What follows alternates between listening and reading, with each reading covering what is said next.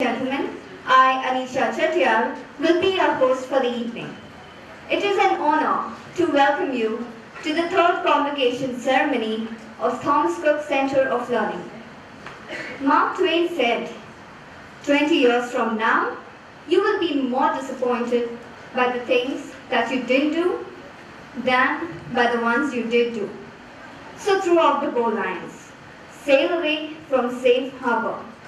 Catch the trade winds in your sail. Explore, dream, discover.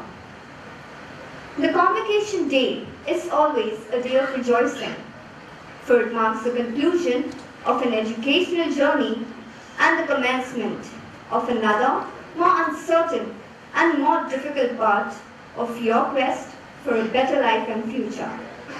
Thomas Cook Center of Learning has been a part of it by providing a number of courses to help you achieve your goals.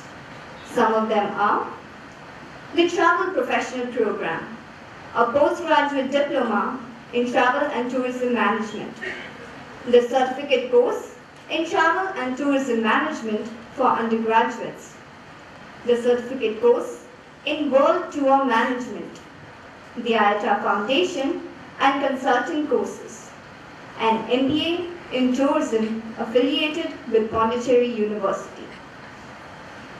Today is a day of recognition as we acknowledge the success and achievement of these students.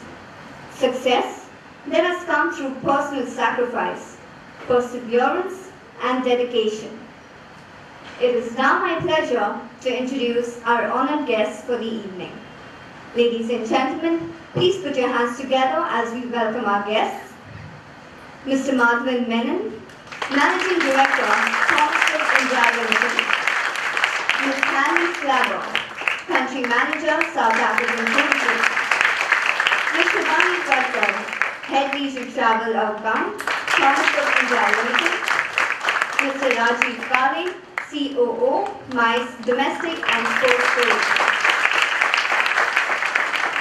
We will now inaugurate the solemn proceedings of the evening with the lighting of the lamp. I would like to call upon Mr. Madhavan Menon.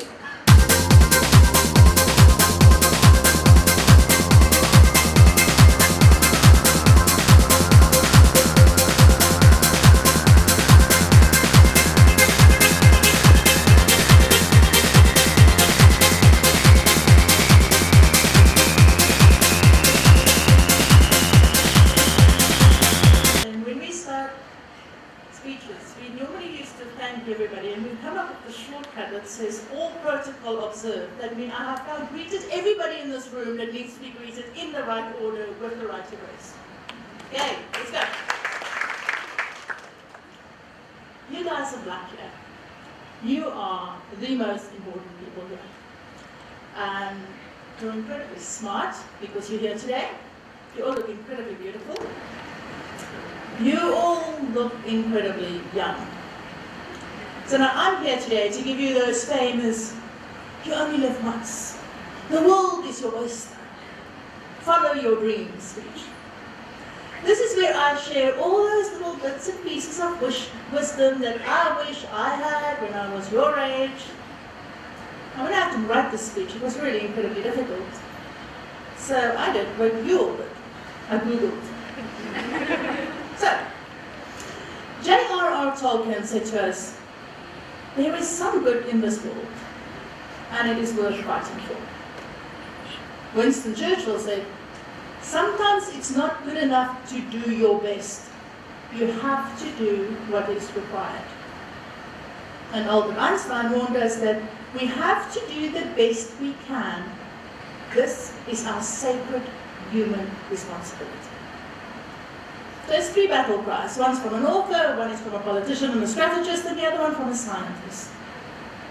3 people that have changed the world. They've all made their mark on this world that you are just entering now. A world that 3 very, very smart people told us then is in serious, serious trouble. A world that needs fighters. And that sometimes you need to do more than what is required. So no, you're not going to get a "you only live once" speech from me. You're not going to get a "follow your dreams, the world is your oyster." Not today. The world is a tough place. The world is a challenging place. We live on this planet like we have another one to go to. We seem to have forgotten our responsibility towards this world, our contribution towards our fellow citizens, our duty and our obligation towards ourselves. We seem to forget that this world is a result of choices, and that we are our choices. That the choice you make going forward are going to affect you, it's going to affect your family, it's going to affect your colleagues, and it is going to affect the world collectively. Life, as complicated as it seems to be, is also an adventure. What storytellers never tell you about adventure, though, is that it is really, really tiring some days. I am going to give you a couple of sage bits of advice on how do we navigate all of this. Listen. Everyone you meet knows something that you don't. Free speech means that you have the right to speak. It does not mean that you are compelled to speak. Ladies and gentlemen, let me first of all welcome all of you to the third convocation of the Thomas Cook Center of Learning.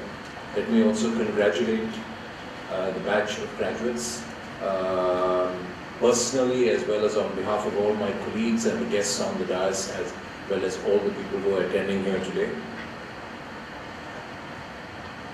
You know, when we look back a couple of years ago when we set up the Center of Learning, not in my wildest dreams did I think that we'd be standing here and talking to the third batch of graduates out of this institution. That just sort of gives you an indication of the distance that we've traveled as the Center of Learning, and due credit to Smita and her colleagues.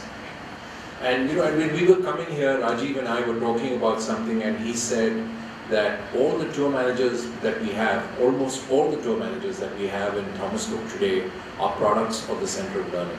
So, you know, I just want to assure all of you who are graduating today that you are in good company. And, you know, I'll borrow from Heneli's speech, talking about not having to worry about what you're going to do when you get out there. A few years ago, if you asked somebody what the choices that they had, and when I'm talking a few years ago, I'm talking 10, 15 or 20 years, everybody said you either went to engineering school or you went and did a BA, you know, you went and became a scientist.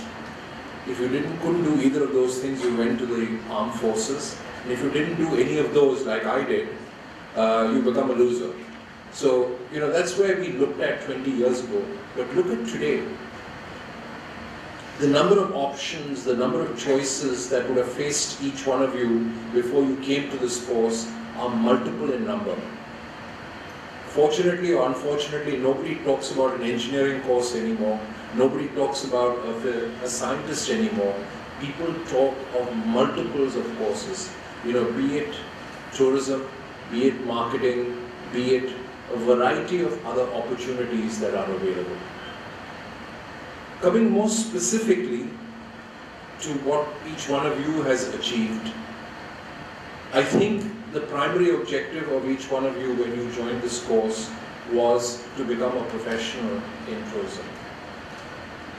And I'd like to reiterate that here today, that becoming a professional in tourism is something in terms of the opportunities available to you out there in the market, is something very unique. And why I say this is